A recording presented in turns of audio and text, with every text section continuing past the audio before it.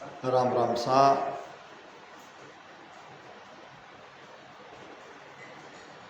चौमासा सत्संग महोत्सव सिरपुर का आज का ये 7वां दिन है।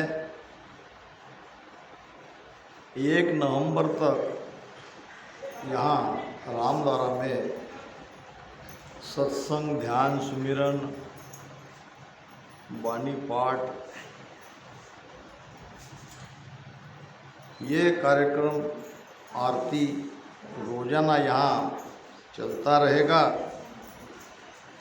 तो आज की इस सत्संग में उपस्थित सभी मेरे रामस्नेही भाई बहनों को मेरा राम राम सा। आइए सत्संग को प्रारंभ करें। आज का विषय बहुत ही महत्वपूर्ण विषय पर आज हम चर्चा करने जा रहे हैं और वो विषय है श्वास। कबीर साहब कहते हैं, श्वास श्वास हरि नाम ले, रूता सांस न जाय, ना जाने इन सांस का आवन होय न होय। सांस सांस हरि नाम ले, रूता सांस न जाए। रूथा यानी बेकार। हमारी श्वासा बहुत कीमती है, कीमती भी है और गिनती की है। हमें आयु साल में नहीं मिली है, हमारी आयु का आधार है श्वासा। सांस सांस हरि नाम ले, उड़ता श्वास न जाए, ना जाने इस श्वास का आवन होए न होए।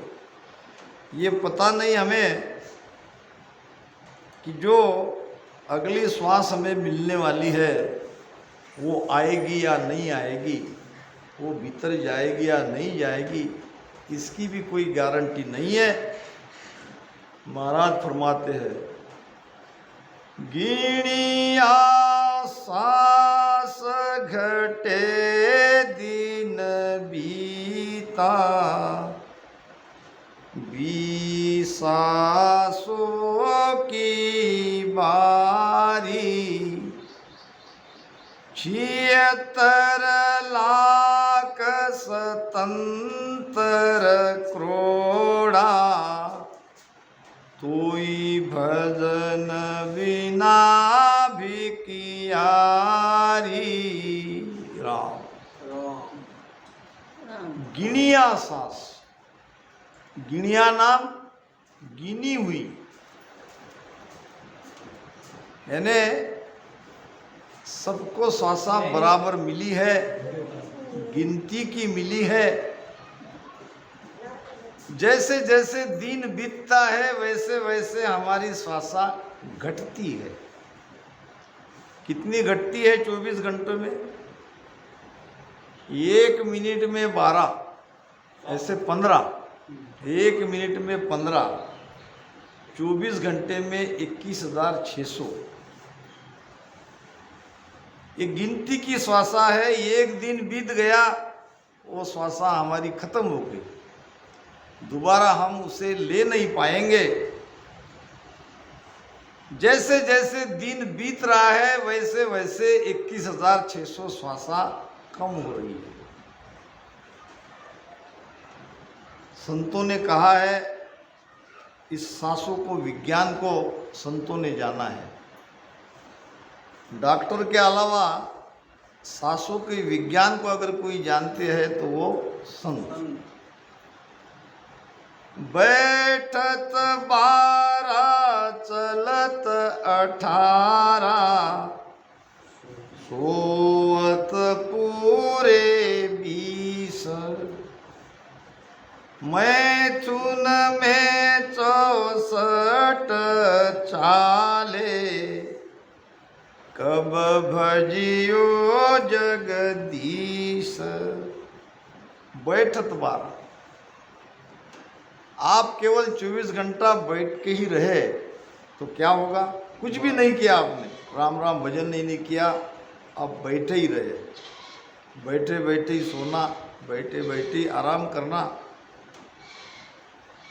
तो आप 1 मिनट में 3 श्वासा को बचा रहे हैं। प्रमाण आता है 1 मिनट में 15 श्वास का। बहुत लोग कहते हैं कि सत्संग में जाके क्या फायदा,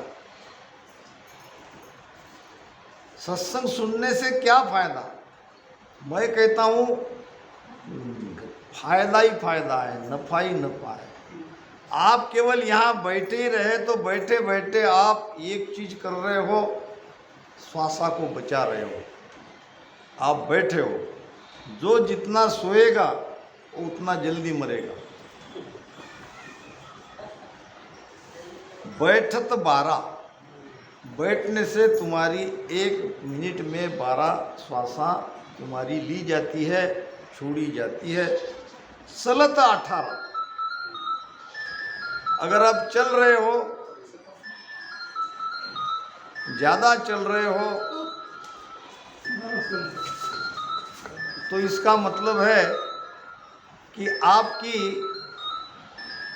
जो साधारण श्वासा है, जिसको हम 15 श्वास कहते हैं, उससे 3 श्वासा 1 मिनट में ज़्यादा आप खर्चा कर रहे हो। यानी आप मृत्यु के नज़दीक हो।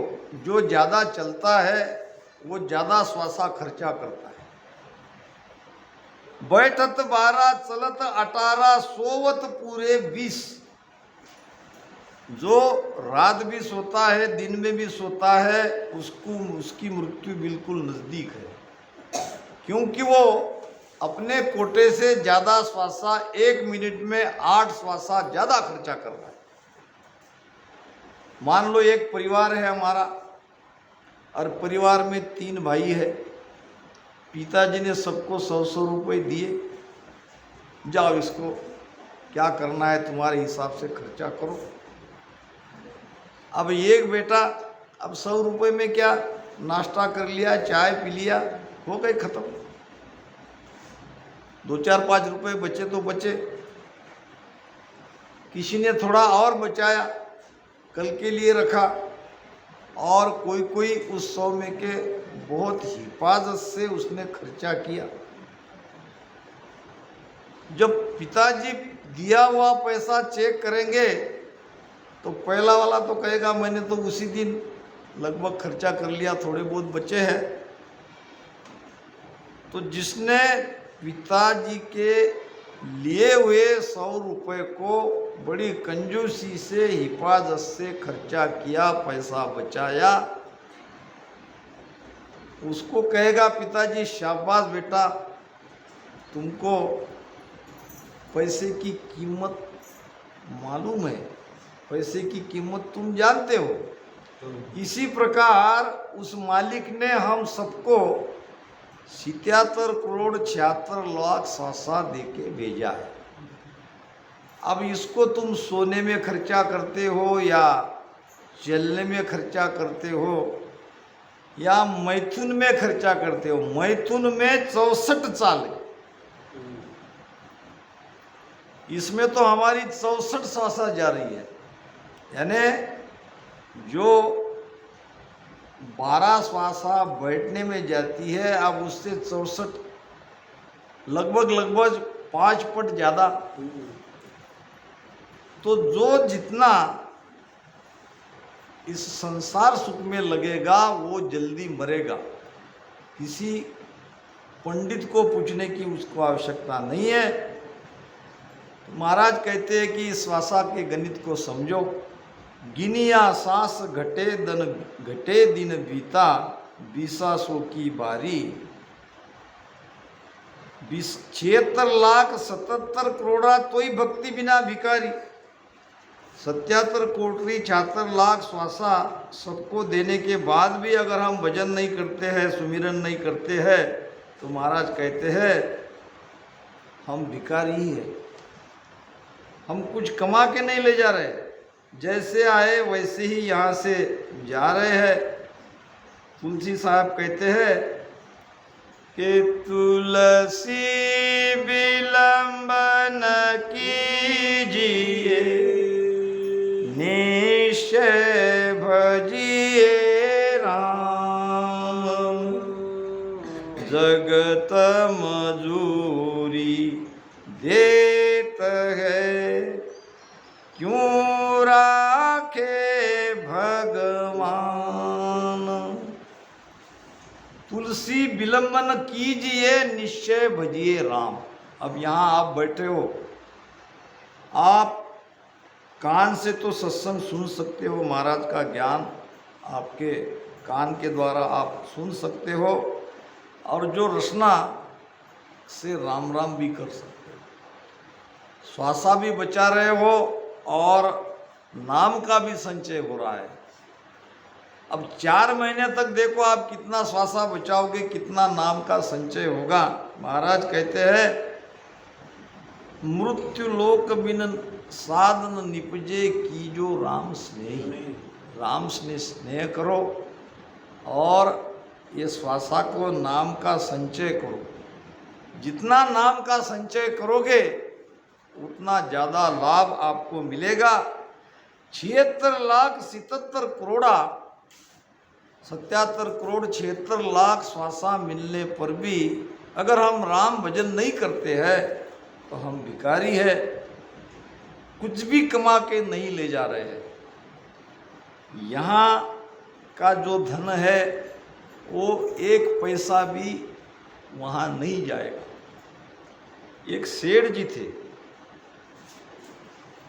अब सेठ जी बीमार पड़ गए तो सेठ जी को चिंता होने लगी अपने कमाए हुए धन की। दीवान जी को कहा क्या पता मैं कब मरूं, जल्दी जल्दी सारे बैंक की कैश निकाल के ला, मेरे तिजोरी की मेरे पास रख और एक सूटकेस में उसको डाल दे। अब 5 करोड़ की कैश थी, कैश भी कोई छोटी मोटी नहीं। अब सेठ जी मर गए। अब सेठ जी को कोई वहाँ का नियम पता नहीं कि आगे क्या होने वाला है। अपनी सूटकेस उठाए और 5 करोड़ रुपया लेके चले गए। जाते ही द्वारपाल ने उसे रोक दिया कि भाई तुम कौन हो, क्या तुम जानते नहीं मुझे? मैं मृत्युलोक का अमुक अमुक सेठ, धर्म किया, पुण्य किया, कुआं खुदवाए, हॉस्पिटल बनवाए, स्कूल बनाए, सारा धर्म पुण्य का काम किया और बचे हुए 5 करोड़ रुपए लेके आया हूँ, मुझे स्वर्ग में जाना है। अब वो कहने लगा द्वारपाल आपका खाता देखना पड़ेगा, आप स्वर्ग में जाने के लायक हो भी या नहीं भी। अरे देखो भाई ये सब तो मैंने किया है। उधर से आवाज़ सुनकर भगवान इंद्र आ गए। अरे आने दो, ये सेठ जी अपने बहुत अच्छे हैं, बहुत दान पुण्य करने वाले हैं। फिर कहा सेठ जी हाथ में क्या है? तो मेरा कमाया हुआ धन। अच्छा जाओ यहाँ बैंक है, बैंक के लॉकर में रख दो। लॉकर में रख दिया, लॉकर की चाबी जेब में डाल के सेठ जी गए स्वर्ग में। अब स्वर्ग का सुख लेते लेते एक दिन उसे पैसे की जरूरत पड़ी, या ऐसा लगा हुआ कि हमारे पैसे सुरक्षित है भी नहीं है, देख तो ले। जाके देखा तो वो बैंक वाला कहने लगा सेठ जी वो तुमने जो पैसे रखे वो सब कागज हो गए। कागज हो गए? यहाँ का नियम है, यहाँ की करेंसी अलग है, मृत्यु लोक की करेंसी अलग है। तुम्हारे पहले टाटा आए, उसके 50 करोड़ कागज हो गए, उनके पहले बिरला आए, उनके भी पैसे ऐसे ही चले गए। फिर यहाँ क्या चलता है? यहाँ तो अगर परमात्मा राम जी का सुमिरन करके आते तो आप सुख से रहते, आनंद से रहते। अब थोड़ा बहुत आपने दान पुण्य किया, उसका लाभ जरूर मिलेगा। बाद में आपके पाप कर्मों को भुगताने के लिए आपको नरक में डालना पड़ेगा। तो महाराज कहते हैं, तुलसी विलंबन कीजिए, निश्चय भजिए राम। अब देर मत करो, अब विलंब मत करो। क्या पता काल कब आ जाएगा और कब हमें शरीर से निकाल के ले जाएगा, इसका पता नहीं है, मृत्यु का पता नहीं है। जगत मजूरी देत है, क्यों राखे भगवान। एक राजा था और एक दिन राजा के मन में आया कि शहर में हालचाल जानने के लिए सबको देख आते हैं। अब रथ पे राजा की सवारी बैठी थी, आगे पीछे सिपाही, और नगर के सारे लोग राजा को देखने के लिए, राजा के दर्शन के लिए दोनों तरफा खड़े थे। राजा सबका अभिवादन स्वीकारते स्वीकारते आगे बढ़ रहा था। उनका रथ, एक 5-6 साल का बच्चा था, वो भी अपने पिताजी के साथ आया था राजा को देखने के लिए। और उसने अपने पिताजी को कहा कि मुझे राजा से मिलना है, मुझे राजा से बातचीत करनी है। पिताजी ने कहा, बेटा हम गरीब लोग हैं, वो इतने बड़े राजा हमसे बातचीत नहीं करते। नहीं, मुझे तो उनसे बातचीत करनी है। तो पिताजी ने कहा, बेटा नहीं हो सकती, तो मुझे उपाय बताइए। अब पिताजी ने पीछा छुड़ाने के लिए कहा है कि चलो गांव में कोई एक संत महात्मा आए हैं, वो तुमको राजा से मिलने का उपाय बताएंगे, मेरे हाथ में ये बात नहीं है। 6-7 साल का बच्चा गया संत के पास, कहा कि महाराज मुझे राजा से मिलना है, बातचीत करनी है। सो संत ने कहा, हो जाएगी, इसमें क्या है। अगर राजा से आपको मिलना है, राजा से बातचीत करनी है, तो बातचीत हो जाएगी। मेरे पिताजी कहते हैं कि नहीं हो सकती। तुम्हारे पिताजी को कुछ मालूम नहीं है, मैं तुम्हें बताता हूँ। बातचीत क्या, राजा स्वयं आके तुमसे बात करेगा, तुम्हारी पीठ थपथपाएगा और तुमको आशीर्वाद देगा। क्या ऐसा हो सकता है? जरूर हो सकता है। फिर बताओ क्या करना है। देखो, राजा कोई अपने लिए नया भवन बना रहा है, कल से तुम उस भवन पे काम पे लग जाओ। अब हफ्ते भर बाद मजूरी मिलेगी तो तुमको नहीं लेना है। जो दीवान जी आएगा कहेगा कि भाई तुमने 7 दिन तक काम किया, ये लो तुम्हारे पैसे, तो कहना मुझे पैसे नहीं चाहिए, कि ये मेरा अपना ही काम है। कोई अपने घर के काम करने के पैसे थोड़ी लेता है। लड़का गया काम पे, 7 दिन बाद पेमेंट हुआ, सब लेबर अपना अपना पेमेंट लेके निकल गए, लड़का पैसा ले ही नहीं। बहुत कहने पर भी नहीं माना और काम बड़ी ईमानदारी से किया। आश्चर्य तो हुआ दीवान जी को, मगर अब करे क्या, नहीं ले रहा तो नहीं ले रहा। उसके पिताजी के पास गए, उनको बुलाया। पिताजी ने कहा नहीं लेना चाहता तो मैं क्या कर सकता। अगले हफ्ते में भी यही, आगे आगे जैसे जैसे काम बढ़ता गया, लड़का काम करता गया, एक पैसा भी नहीं ले रहा। अब राजा तक एक बात पहुंच गई कि तुम्हारे नए मकान का, नए भवन का जो काम हो रहा है, उसमें एक छोटा बच्चा भी काम कर रहा है और बड़ी ईमानदारी से कर रहा है और एक पैसा भी नहीं ले रहा है। थोड़े दिनों में भवन बन गया और फिर राजा का देखने का दिन भी आया। राजा अपने भवन को देखने के लिए आए, रथ पे बैठ के। तो राजा ने मन में ही ठान लिया था कि आज उस बच्चे को मैं जरूर देखूंगा, जो बच्चों ने कम से कम 1 साल तक काम किया है, एक पैसा मजदूरी नहीं ली है। ऐसा कैसा बच्चा है, उसे देखना चाहिए, उससे बात करनी चाहिए।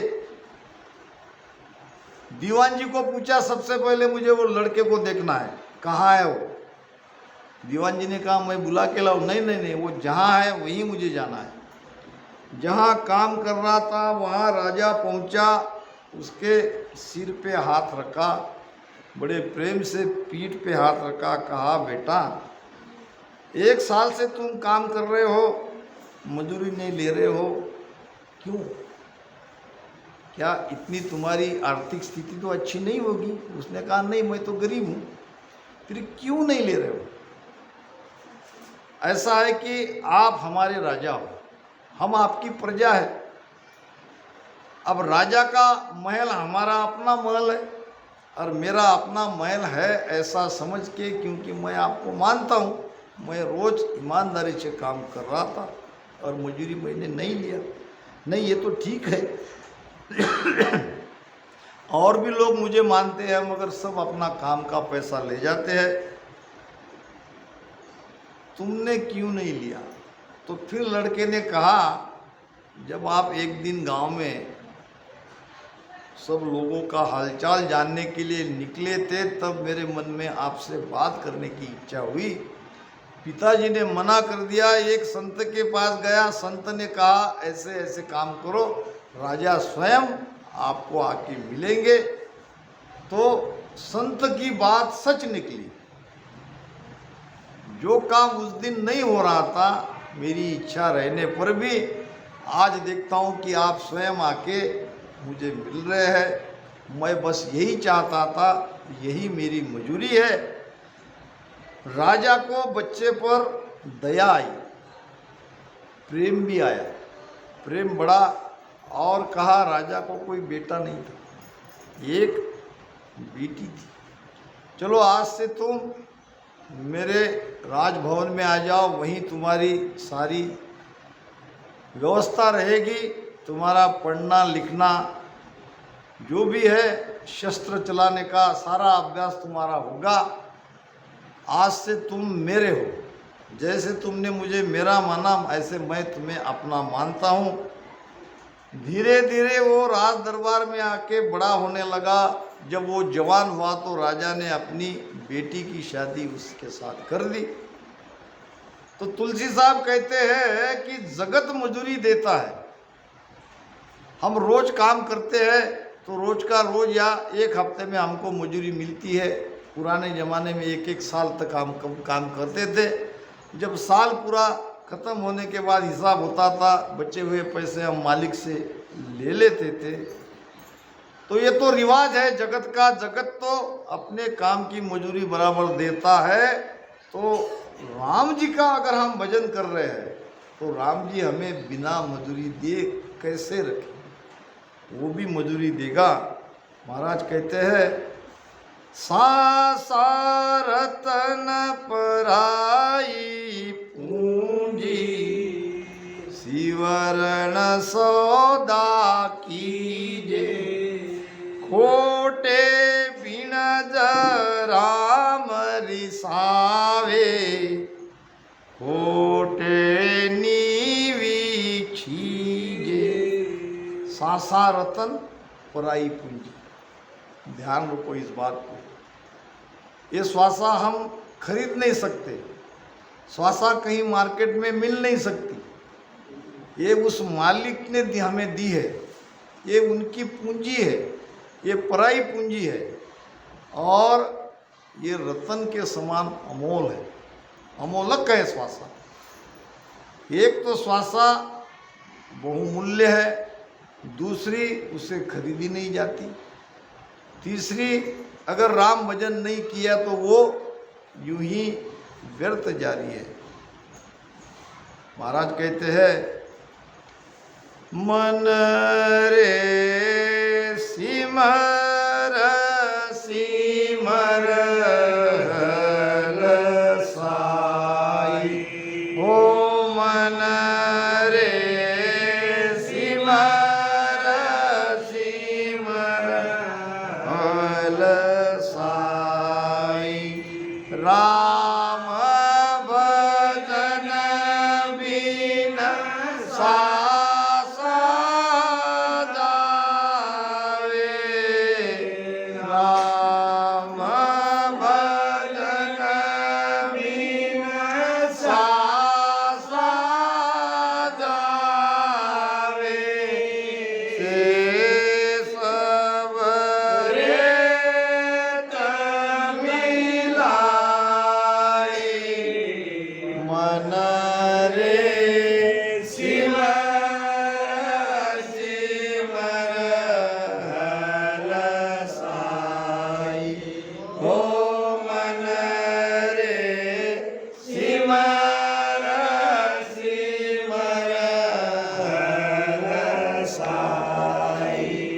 हलसाई, हलसाई नाम खुशी से।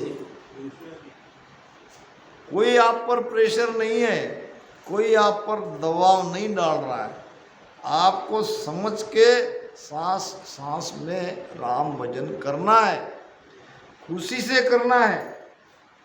क्योंकि भजन नहीं करोगे, महाराज कहते हैं 4 जुगा बिच एको बारा ओसर नर्तन पावे, सतगुरु मिलिया बिना जीव सूना फिर 84 में जाना पड़ेगा। अब सदगुरु मिल गए, सदगुरु से भेद मिल गया, ज्ञान भी समझ में आ गया, अब भजन करना बाकी है। पूरा गुरु मिलिया साची सूझ पाई, भजो राम नामा अच्छी बिरियाई। बहुत बढ़िया समय है। यहाँ हमारे सिरपुर वाले के लिए तो ये एक बहुत ही बढ़िया कृपा है महाराज की, क्योंकि हमारा काम का समय भी 2 बजे तक का है।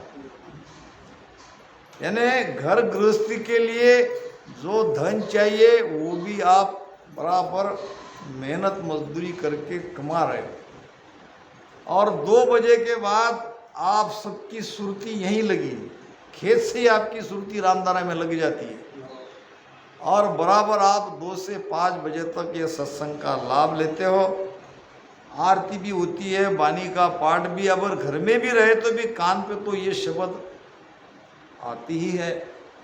महाराज कहते हैं कि शब्द हमारा सांभळ्या आनंद हुए घट माय, से सब हंस स्वरूप है मिलसी हम सुआय, मिलसी हम आय नाव मेलू घट माई, पीछम दिस होए हंस उड़ आकाशा जाई। शब्द हमारा सांभळे, महाराज के वचनों को सुनकर चाहे यहाँ चाहे घर में रहो, कहीं भी आप रहो, वाणी चल रही है, महाराज के वचन कान पे पड़ रहे हैं, और वो सुन के जिसको आनंद आता है, महाराज कहते कि वे सब हंस आत्माएं हैं। वो जीव नहीं रहेंगे, वो जीव से हंस बनेंगे, समय लगेगा, मगर वाणी से उसका कनेक्ट हो गया, उनकी रेंज वाणी से मिली हुई है, वो सब रेंज में है। बहुत लोग कहते हैं कि खेत में सुनाई देता है, सुनाई देता है, उसमें जब मन लगाते हैं, ध्यान लगाते हैं, सूरत लगाते तो आनंद आता है। अब जिस जिसके घट में आनंद आता है वे हंस आत्माएं एक दिन अमरलोक में जाएंगी। महाराज कह रहे शब्द हमारा सांभळ्या आनंद वे घटमाए, से सब हंस स्वरूप है मिलसी हमसु आए। किससे? महाराज को। महाराज को जाके मिलोगे आप एक दिन। मिलसु हमसु आए कैसे मिलेंगे? नाम के आधार से, कुदरत कला नेचर के आधार से। तो नाम मेलू घटमाई, मैं आपके घट में वो कुदरत कला निज नाम प्रकट कराता हूँ। और पिछम दिस होए हंस, फिर भजन करते करते पिछम के रास्ते से आप आकाश में उड़ने लगोगे, अमरलोक में आपका विहार होगा। ये बिल्कुल महाराज के वचन है और सत्य है। इसके लिए जो जहाँ है, जैसा है, जिस स्थिति में है, अपना अपना संसार का काम तनसो जगत मनसो बैरागी करे, सकल रे न्यारो रे, सब करो, कोई बाधा नहीं है, करो सब, मगर इसमें से अलग रहो, कर्ता भाव मत लाने दो। सुरती में ये सत्संग ही सदा रखो, तो कल्याण होने में देर नहीं लगेगी।